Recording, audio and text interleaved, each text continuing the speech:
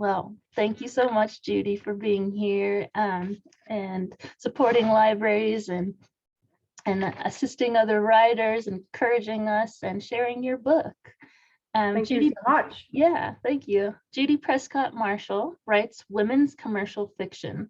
She enjoys writing stories about real women facing life's many challenges. Judy earned her certificate, Write Your First Novel, from Michigan State University. In 2019, she published a small inspirational book, Be Strong Enough. 100% of her net profits from her inspirational book go toward helping women, children, and their pets. On her blog, Be Strong Enough, she raises awareness about how to live your best life at any age. From biographies, tales of adventure, self-help, inspirational, and books on writing, she is never without a book. As a child, what delighted Judy most was reading under a shade tree, near a street lamp, or in her room with a flashlight. Not long ago, she went dumpster diving for an entire set of encyclopedias. To say she loves books is an understatement. Books have always been her passion, destination, and her closest friend. She still loves to hold them in her hands. Writer, blogger, interior designer, and lover of the outdoors, please welcome Judy Prescott Marshall. Oh, thank you. Thank you so much. Big thank you out to Jessica and of course everyone at the Santa Fe Public Library for allowing me to do this virtual day with all of you today. I mean, it just warms my heart. You know, when I was a little girl, I didn't go to bookstores. I hung out at libraries. So when my literary agent said to me, you know, where do you want to go on book tour? I said libraries. So I thank you and I welcome you all. I'd like to start my story with my writing path. And actually, let me touch on the little book called Be Strong Enough. It is a little book full of inspiration, but short on words. And every single person today who registers and emails me, and I'll give you my email address, is in for a chance to win your own signed copy of Be Strong Enough. In addition to that, every person who comes will get the door prize, which is a signed book plate for Still Crazy, a bookmark, and tea. Because as you'll know in the story Still Crazy, Julie Holiday loves her tea. All you have to do is email me at judyprescottmarshall@aol.com. And one person will win the copy of Be Strong Enough. Everyone will receive their book plate, bookmark, and tea. And then I have a grand prize, and that, of course, is a signed copy of my new novel, which is Still Crazy. It was launched on March 30th of 2021, and I am so excited to share that story with you today. But let me start with March 3rd, 2020. I traveled to Nashville, Tennessee to promote the Be Strong Enough book on what was supposed to be the beginning of my book tour. I landed the same day as a Category 4 tornado. I'm not done yet. Before I write a single word, I develop a marketing plan, my advertising strategies, and I follow other successful writers. So if anyone out there is thinking that, you know what, it's something that I've always wanted to do, it's always been my passion, maybe there's a story inside you, maybe I should write my story. Whether it gets picked up by a big publisher or not, whether you self-publish it, whether you do what Nicholas Sparks did, you write a story just for your children, your grandchildren. If you have writing in your heart, then I encourage you to do so. I was actually 62 when I started my writing career. Just follow successful writers and watch what they're doing. What are they doing? What are they saying? What social media platforms are they on? Which ones are they not on? How often do they speak on those platforms? All of that will help you to become a better writer. The other thing that I have to say is I am blessed. I do have my own writing studio. I come here every single day. I come to this studio from 7 in the morning till about 3-4 o'clock in the afternoon, at which time I have to get up. I have to stretch my legs, etc. That's when I return my emails. I do, my social media. I respond to, my fans on social media during that time frame. And then, like most people, it's dinner time for me. But I do come here to the writing studio 7 days a week. I don't outline my stories, but I do use visuals, such as character worksheets. And I tend to have a lot of characters. I do have the main characters, such as the protagonist and the antagonist, and then your sub major characters. But then you'll have the different people who step in and out of a story. So for that, I have to have a character structure. I have to know, what the characters, when they come into a scene, when they go out of a scene. What did they do in the last scene? I want to make sure I didn't leave them in a living room and they're still sitting there 3 scenes later. So I do have a character worksheet that I do. I also break my scenes down by acts. Now, Jessica and I were just speaking about acts, so I'm actually going to stop here and I'm going to pull this up and I'm going to share with you something that I learned from, I believe, James Patterson, who said, when you're writing, 1% of the story must be told in the first act. So I introduce the plot, AKA the problem, in the first part, and I introduce all of my major characters, all within the first act. In the second act, 25% of your story, by the time, has to be told. By the time I get to the second half of the second act, I would have told my readers 50% of the story. Act 3, 75% of the story is disclosed. The climax arrives when the reader reads 90% of the storyline. At the 95% mark in the story, the reader will have read the resolution, finally offering the entire story at 100%. I create a timeline, a starting point, which is a specific date and time leading up to the ending. So I always know that, let's say my Still Crazy starts in the month of April. I know that it's going to stop on September, and for this particular story, 2.5 years later. So I always, in front of me, have the chart of the beginning and the ending. And the reason why is because I need to know, do the seasons change? What is the weather like? How often did it snow? All of that. So that'll be on my timeline throughout the story. Sunshine, stormy weather, all of that needs to be noted within the timeline. If I can give you any writer's advice at all, do your research, write every single day. If you write 1,000 words a day, even if you only write 500 words a day, just write. In 90 days, you will have a 90-word document. Discipline yourself to become a writer, and you will be a writer. In 2019, when I wrote the little book, Still Be Strong Enough, I knew that I caught the writing bug. And I caught the writing bug back from when I was in the 7th grade. I was always on this playground telling stories. So my teacher said to me during Christmas break, she said, you tell a lot of stories out there on that playground. Over Christmas break, I would like for you to write a story and bring it in and give it to me. Well, I did. I took the challenge and I wrote a story. I not only wrote a Christmas story, and handed it in to my teacher. A few weeks later, the drama teacher came in, sat me down with my teacher, and said, we would like to perform your Christmas story at next year's play.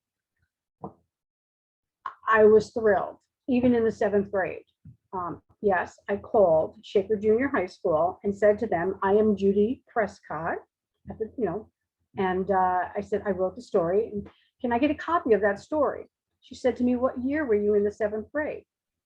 So I told her the year, and she said, Judy, don't you think those teachers are now gone? I said, yeah, but surely you must have a record of it. So we left the conversation with that she was going to check her records and get back to me. She hasn't gotten back to me. So, okay, so I moved on. I write my stories. I wrote Still Crazy because I wanted the answer to that age-old question. I wanted to know not why do men cheat on near perfect women, but I needed to know why do these women stay with men who cannot remain faithful. No matter how many books I read, no matter how many books I researched, none of them gave me the answer. So with that, I said, okay, I need to do one thing. I need to write that story. So if there's a story in you and you really want to write it, and no one else has written it, then I encourage you to write your story. such as I did. Okay, so I went to Nashville in 2019. This is where the story gets funny. I wrote my story, Still Crazy, and I said, okay, I'm going to go out and I'm going to test the waters. I'm going to start my publishing cycle for the story. So for my novel, Still Crazy, I've been interviewed by NPR. I've received tear-jerking reviews from media, and best of all, rave reviews from librarians all over the United States. Then, and I'm saying, okay, I'm ready. I'm ready to put the story out there. It's getting good reviews. People are loving it. Even though people who say, "Ooh, this was a hard story to read," but they read it all the way to the end. I said, I'm putting the story out there. Called my literary agent and I said, okay, I'm ready. Let's do it. Let's just self-publish it. And yes, we did. We knocked on a few doors of the big 5 publishers in New York City, only to receive, the same, not a good fit for me at the moment. And with that, I did some research and I said, okay, so why are they all rejecting it? Why are they saying not at the moment? Well, then you see a big publisher, has a big author who comes out with a story who also has a bakery or also has an inn or also has a dilemma similar to Julie Holliday's. So that's why a lot of times authors will get rejected. But when you have a story that you really feel passionate about, stand behind it and just self-publish it. Don't wait for someone to tell you it's okay and it's time to put your story out there. Do it yourself. I did, and a lot of successful writers have also done the same, just self-publish it. So after receiving my tear-jerking emails and all of the rave reviews that I received, I said, okay, it's time to put the book out there. But then COVID struck. I mean, literally the world just shut down. Seriously, a tornado and now a worldwide epidemic. I said, you got to be kidding me. What am I supposed to do with the story now? Well, as crazy as it sounds, on March 30th of this year, I published Still Crazy. To date, over 16,000 people have put Still Crazy on their want to read list on Goodreads. 997 folks have rated the book 4.3 out of a possible 5. 126 people have already given it a rave review. And I started a new hashtag. Strong women everywhere are reading Still Crazy. Today, I am thankful for the librarians. When my literary agent said, where are you going on book tour? I said, I don't want to do bookstores. Can I please just go to libraries? I mean, seriously, that is where I hung out as a child. And she said, absolutely. So here I am today at the Santa Fe Public Library, and I am sharing my backstory with all of you. And I can't be more grateful, can't be more thankful for all those folks who picked the book up, who shared it, who loved it, who wrote a review. It just warms my heart. I also have a book club. Anyone interested is more than welcome to join one of my book clubs. I have one in every single state. I also have a book club in 12 different countries around the world. I write a monthly newsletter that offers giveaways. In fact, I do a giveaway every single week, either on Facebook, Instagram, but mostly once a month on my newsletter, I'll do giveaways. And that's where you're going to find the biggest and the best giveaways, not just a book, but book with book swag. The last giveaway I did was beach theme, and it was actually 2 beach chairs, a book bag. So it's my way of saying thank you for reading my stories, for purchasing my books, and for supporting me as an author. So if you'd like to participate in any of the giveaways, I welcome you to join me on Facebook. If not Facebook, sign up for my newsletter. Follow my website. This week, I have a surprise. I actually launched my own store just for fans of Judy Prescott Marshall. And you can learn more about it on my website. There's also a link that I will share at the end of this video where you can actually look at all of my social media sites, my website, and also by going to my website, you'll see where my book tour is taking me. You'll see the next book that's coming because after Still Crazy, the book The Inn in Rhode Island is up next. It is actually written. We are now in the process of editing it, and I am actually working on book number 3. I invite you to take the journey with Julie Holliday and read Still Crazy. I thank you all, and I thank you for being a part of Julie Holliday's story, for signing up for today's webinar, for just supporting your local library. It is huge, huge that we continue to support our libraries. So I just thank you with that. And if I may, I'd like to read a couple of reviews that I received from not just women, but from men who read Still Crazy. This one is from James A. Cox, editor-in-chief, Midwest Magazine. It was also featured in the March issue. He writes, deftly scripted by an author with a genuine flair for the kind of entertaining and narrative storytelling that will swiftly engage the reader's total attention. I cried like a baby when I read that review. I called my literary agent and I said, I can't read it because I'm crying so much. I'm not crying now, by the way. I said, you're going to have to read it. I just emailed it to you. She called me up and said, I'm crying. It was beautiful. They were just beautiful words written by a man who actually took the time to read the story. And I just appreciate it so, so much. The next review is from Book Life Review, which was featured in the January issue of Publishers Weekly magazine. This cozy tribute to faith and unconditional love will appeal to hopeless romantics. Great for fans of Debbie Macomber and Nicholas Sparks. I don't know about you, but to be in the same sentence as Debbie Macomber and Nicholas Sparks, I don't think my feet have hit the floor since I've read that, to be honest with you.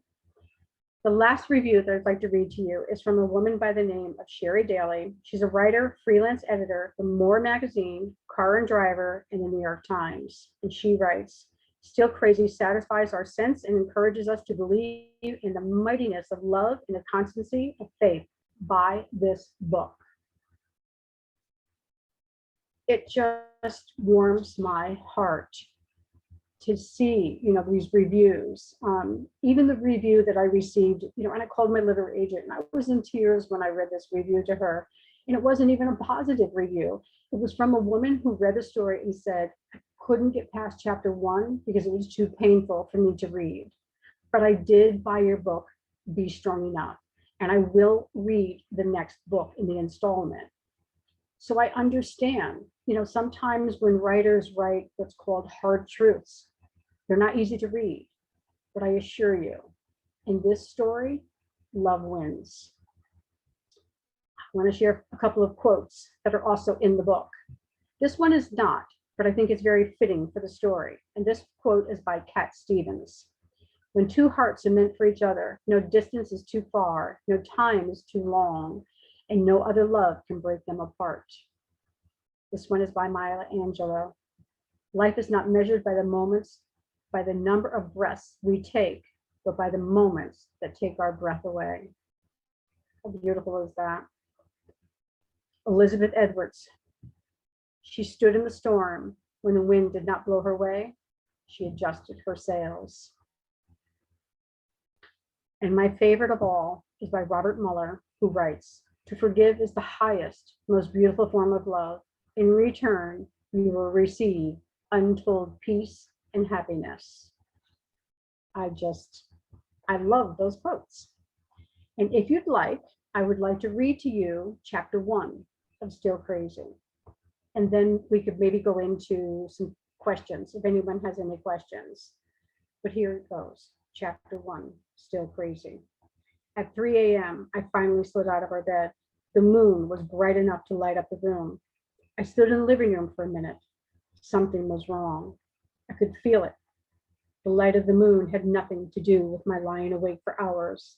I wandered into my husband's office as if that piece of paper had been calling to me the entire night. My hands shook as I picked it up. No, I whispered as I held the flowery paper in my hand. It was a woman's handwriting.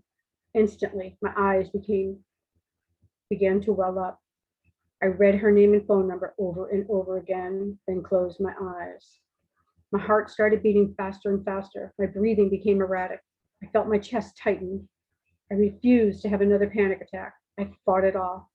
I had been through his chicanery too many times.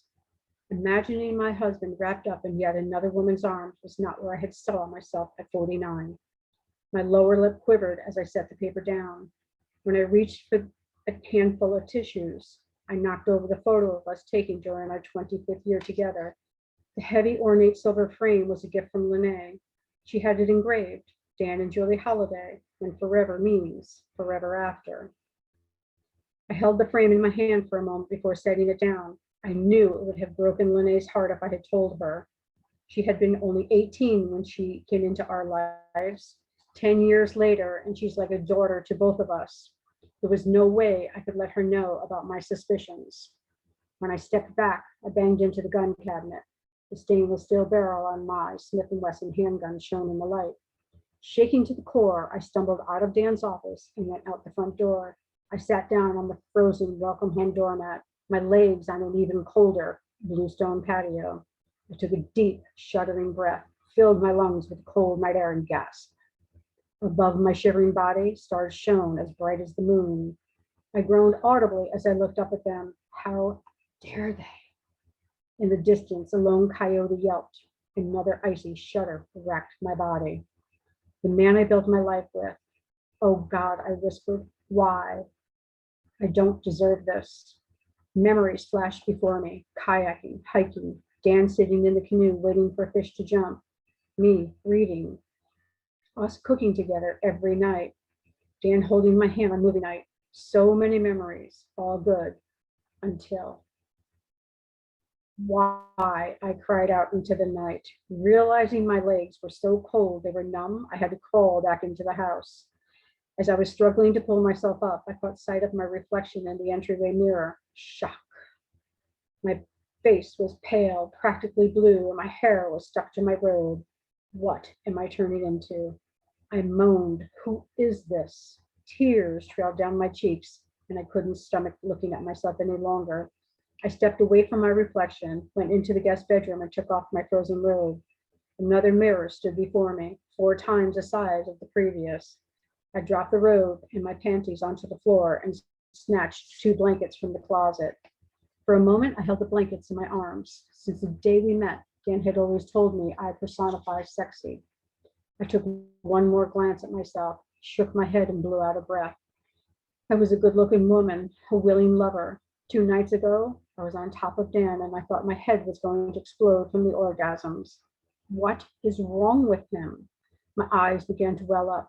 Again, I wrapped the blankets around myself, curled up in the corner of the window seat, and stared out at the river, trying to gather my thoughts. I rested my forehead against the icy window pane. Outside, the water was glowing from the moon's reflection, but I could not stop seeing her name in my mind. I cannot go through this again. My suspicions were tearing me apart. I refused to give him the opportunity to call me crazy. I had to find a way to be strong enough to what? Leave him? An hour later, my body finally stopped shaking, but my head refused to stop. I thought he was done. How could he keep putting me through this? My God, why? I blew out a long breath as every painful detail came swimming to the surface. In 1997, we had been dating a year when I saw a woman on the back of his motorcycle. Dan swore to me that he was only giving her a ride home. With words and kisses, he promised. I believed him, and I thought I would never have to go through that again. In spite of suspecting him of cheating a few more times, in 1989, I finally said yes and married Dan. And for a while, we were both happy.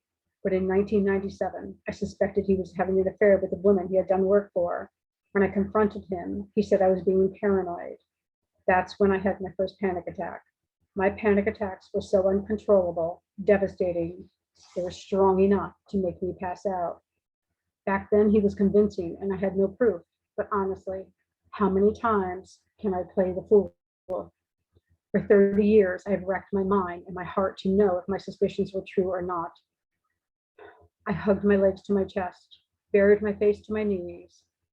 I was sitting in the comfort of our home, the home I designed, yet it felt like I was sitting in the electric chair waiting for him to flip on the current. In the end, I knew there would be no peace for me. I had no good answer as to why I stayed with a man I suspect had no self-control. Over the years, my separation anxiety would not allow me to walk away.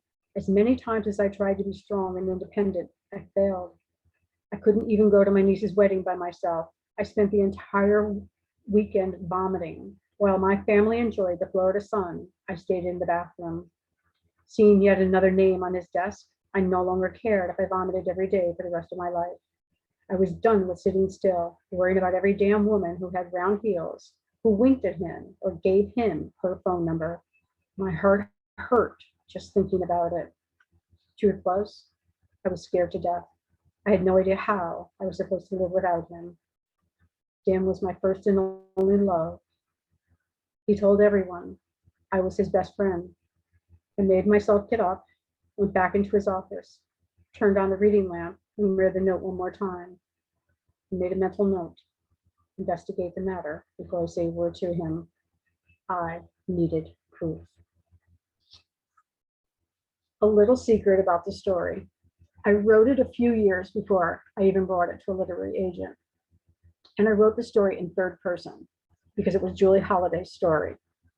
I took it to my literary agent, whom I met at the Unicorn for Writers conference in Purchase, New York. I sat down with Jan, handed her the manuscript. It was on a Saturday morning. Monday morning, Jan called me and said, in spite of yesterday being Easter Sunday, I read your entire manuscript. I want you to come back to my house next Saturday and meet my partner, Barbara Ellis Uccino. I said, okay. I'm thinking this is a good sign. I go back the following Saturday. Barbara and I go to lunch. When we go back to Jan's house, the three of us signed a contract. One stipulation. Jan said, I want you to rewrite the entire story from third person to first person. And I looked at her and said, why?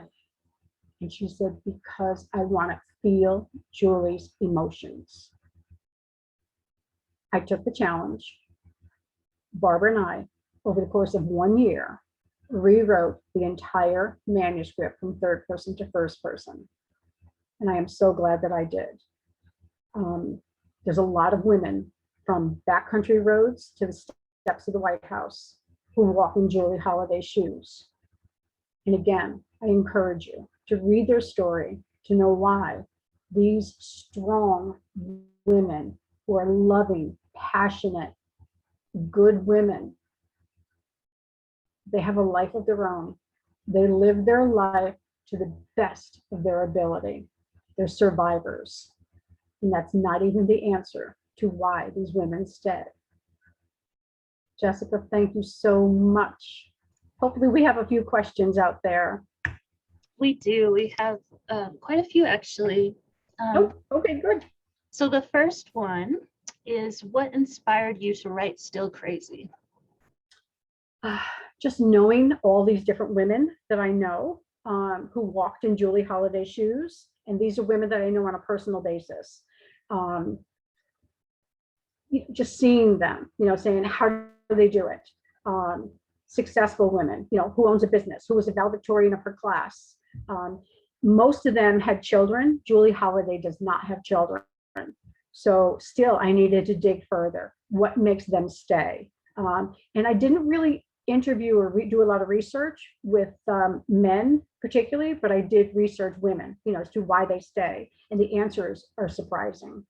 So it was the women, it was the strong women out there. Thank you. Are the characters in Still Crazy based on real people? Yes. And the reason why, because as a new writer, I needed to see their face. I needed to have a visual. So even though I use their name, most of them, their personas are spot on.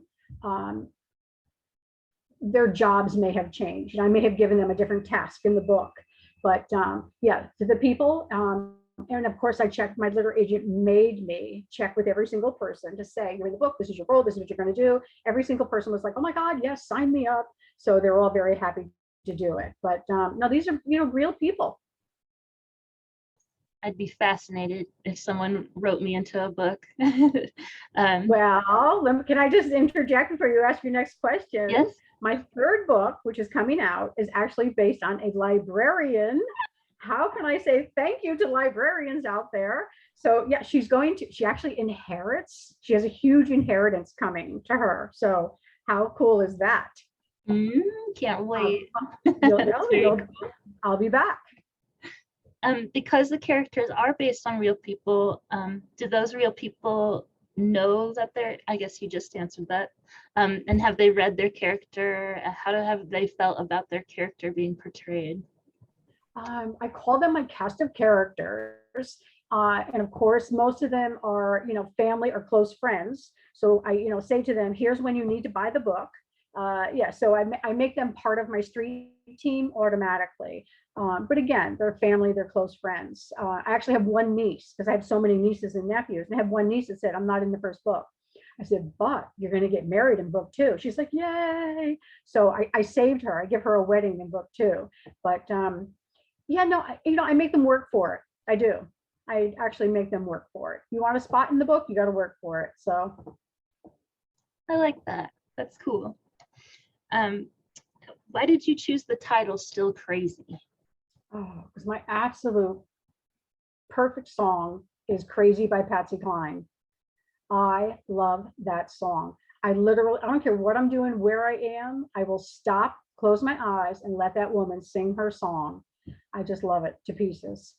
So my literary agent actually named it. Barbara is the one who said, I said, it has to be somewhere related to, Patsy Cline's song. And she said, Still Crazy. And the title is very fitting for the story. So, but I do have to give Barbara credit for that one. Thank you, Barbara. Thank you, Barbara. Yeah. How much research do you generally do to prepare for a novel? And what kind of research does this entail? For Still Crazy, it was one-on-one personal, chats with a lot of women. I did do some online research as to, the answer, the questions of why do men? What's the percentage of men who do? And that's scary, how many do. Also, what's the percentage of men who do, but the wife never knows? Is an even bigger number. It's sad to say, but the research for this particular story was short, but it was heartbreaking, the most heartbreaking. For my third novel, it's even more intense with research because she does have to travel out of country. So I have to make sure it's correct. In the second story, The Inn in Rhode Island, my literary agent just snagged me on a couple of things with, she's going to love that word, snag. She's like, I did not snag her. Where she says, you have to make sure, that the judge would say this or a judge would say that. So it does take time. So even though you write it and you research and you think it's correct, is it correct in that particular state? So it does take time to research. So I would say the real answer for that is the whole entire year that you're writing. And it typically takes me anywhere from 9 months to 1 year to complete writing, editing the first. So yeah. When writing difficult and painful chapters and doing research that might bring you lots of pain, how do you take care of your heart and protect yourself? How do I protect my heart when I don't? I sit there with a box of tissues and I let the tears flow. I called my literary agent, Barbara, and I said, I'm on chapter 8 and I'm bawling my eyes out. And I'm the one who wrote the story. No, you have to, I live, eat, breathe it. When I'm writing, time stops. Stephen King is the one that said, put your laptop in front of a wall. So beyond this computer, I'm looking at a wall. I have a window to my right, but I'm not allowed, but if you notice, it's higher than what I'm sitting. So no, I sit with the laptop and I'm sure a lot of writers can say this, it's not just me. You're in character. I feel her pain. I want her to get through this journey. And to be honest with you, I don't know how my stories end until I get there. So you have to be in that character. What does your writing practice look like, your writing process? And what does your practice and process look like? Okay, so I do come to the studio every single morning by 7 o'clock. I'm here. I read what I wrote the day before, and typically that's a few chapters. And then I always write down first line and last line of each chapter.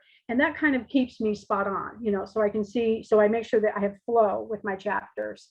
And then I just get into writing. I stop about 11:30 to, break for lunch. I go over to the house for lunch, and 15, 20 minutes later, I am back in the studio and I write again, steady until like 3, 4 o'clock in the afternoon. And that's when I have to get up. I have to stretch. I have to move. Yeah. And then actually, I'll sit in a comfortable chair with my feet elevated, and I can do everything else on my cell phone or on a tablet. I don't need to sit at a desk per se. But yeah, no. Another writer that I know, Maxine Petro, she lives here and also in Dutchess County. She writes with James Patterson. She writes in a comfortable chair with her laptop on her legs 24/7. 24/7. How she does it, I don't know. But everybody, you have to get in your own little groove. But if you're going to write, you have to write every single day. Every writer will tell you that. Get in that practice of writing every single day. Even if it's just one chapter or one page, write every single day. Thank you. And this is on a similar page. How do you balance your home and author life? When you leave your writing studio, do you make it known or in your head to shut off the writers, or is that impossible? Are you always sort of in your head with your writing? It's not that I'm always in my head with writing, but if an idea comes to me, I stop what I'm doing, I write it down. If I'm cooking especially, I'll have a notepad next to me and I'll write something down. And again, I don't know why I keep mentioning these two men, maybe because I took their classes, but Stephen King says, if an idea comes to you in the middle of the night and you don't remember it the next morning, it wasn't worth writing. And I'm like, you know what, Stephen, that would be lovely if I had your mind, but I don't. So I get up in the middle of the night, I'll go into my husband's office and I write down, because his office is in the house, I write down what that idea was. If an idea comes to you and it's that good, stop what you're doing and write it down. I mean, unless you're a Stephen King, write those ideas down. But typically, when I leave and I go over to the house, I don't have children. So it's easy for me to go back to writing. Sometimes I do come back over here in the evening. And I'll write, but again, I don't have children, so I can turn it off, turn it on when I need to. Yeah, I definitely have my best ideas in the middle of the night. In the middle of the night? Yeah. Then you know what I would say to you? Wake up at 4 o'clock in the morning. If you typically, in your house typically wakes up at 6, 7, 8, whatever time, wake up 2 hours earlier. Or when that idea strikes, get up and write it down. And you'll be surprised. I'm up by 4:35 every single morning. I mean, I've already had coffee, I've already had breakfast, I've already showered, I've already, made the bed, straightened the house out before I get over here at 7 o'clock. So, to the mother out there that says, oh, listen to her, but she doesn't have children. You know what I'd say? There are successful writers out there who have children. You know what they do? They get up, they don't go in the house because they don't want to wake the children up. They go in their closet with a laptop and it's 3, 4 o'clock in the morning and they write. I hate to sound like a dictator, but write every single day. Okay, I'm good. No. Thank you. How do you handle writer's block? Do you have any advice you can give to those who want to write but can't seem to be able to start? Can't seem to start. Do a timeline. Let's say you have an idea. Write your idea at the top of the piece of paper. Write a timeline and say, okay, it's now summer. So I'm going to start my story June of 2021. And then think about your story that you want to write. You still haven't written yet. And say, okay, I want this story to be a 1 week long story, or it's going to take her 5 years to go through this journey because she's going to go through a lot. Typically, the idea that you have in your head, you know where it needs to go. You just don't know how to start it. So do the timeline. So on page 1 is the date that your story is going to start.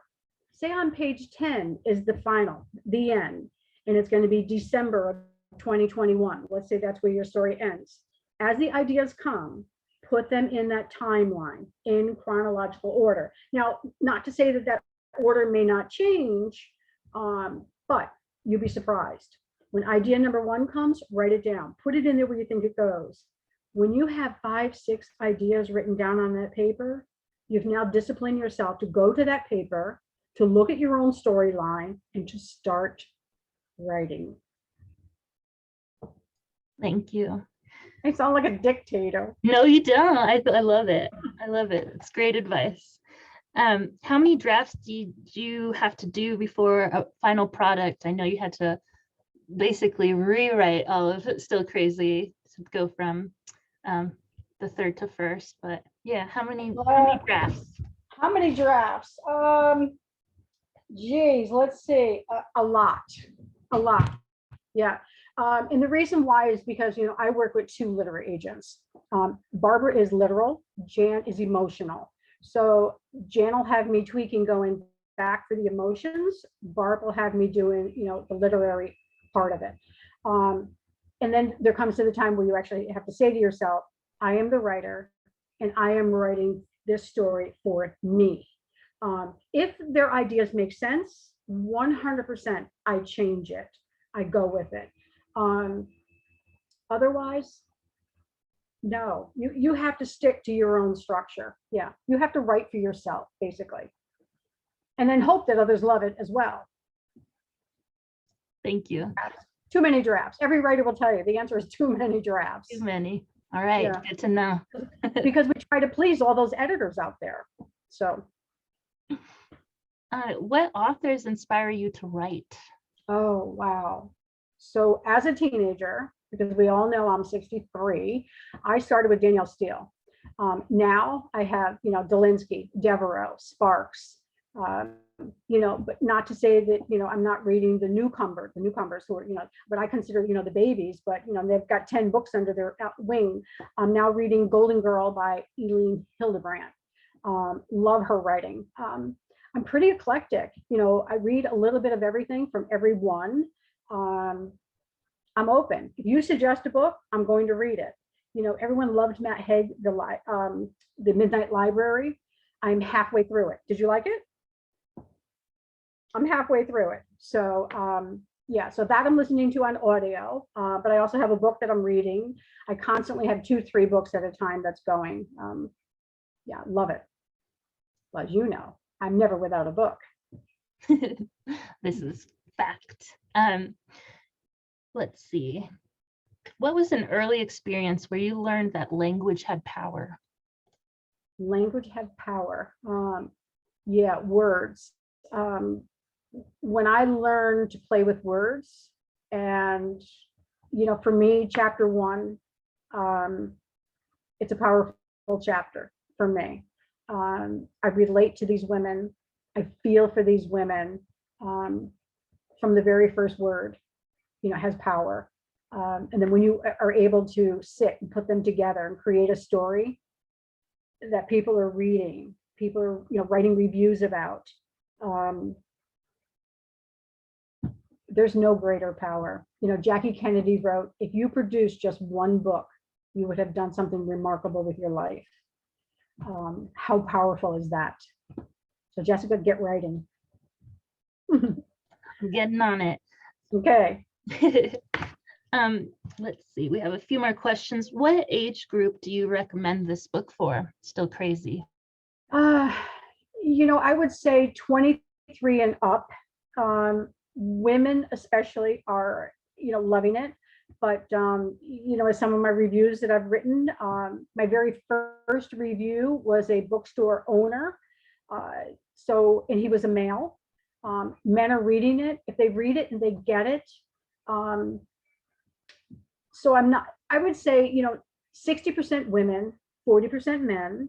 But for me, I believe it's the mature audience. You have to understand these women. If you're 23 and you're the woman who crosses the line because you didn't call to say, I'm going to be late, Still Crazy may not be the book for you to read.